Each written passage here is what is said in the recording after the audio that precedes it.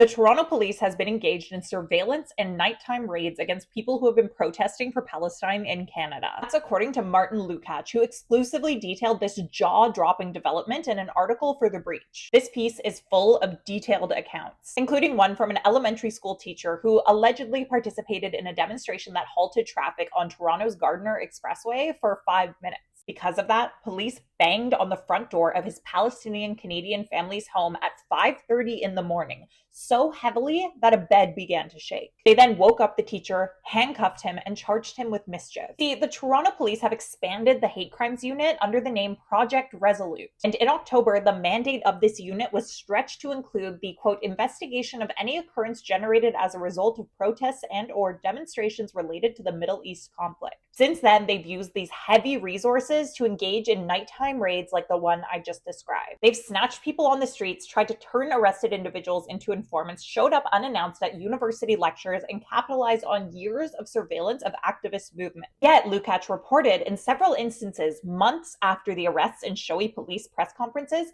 the cases are falling apart and charges are being withdrawn. One of the biggest projects in this operation, he found, was Project Resolute's focus on a protest against Indigo CEO Heather Reisman. See, in early November, Indigo's flagship Bloor store in Toronto was plastered with posters and red paint to protest Reisman's involvement in a foundation that provides millions of dollars every year to people who volunteer to join the Israeli military. The day that happened, a source told Lukacs, Reisman made a phone call to Toronto's chief of police. Nearly 10 officers from the hate crimes unit worked full-time on the case for 2 weeks. Night raids followed, involving more than 50 officers and a K-9 unit. Quote, they used tactics usually reserved for violent criminal offenses, arresting people in bed, handcuffing family members of those accused, and leaving doors knocked off their hinges. Altogether, these police tactics have left members of the Palestine Solidarity Movement feeling shaken, traumatized, and some of those involved in demonstrations have been suspended from their jobs. Policing scholars and lawyers, meanwhile, say the Toronto police are undermining charter rights and misapplying hate crimes charges. Now, I barely scratched the surface of what this article revealed, so make sure you head to The Breach's website to read the whole thing. And then come back here and tell me, what do you think of all this?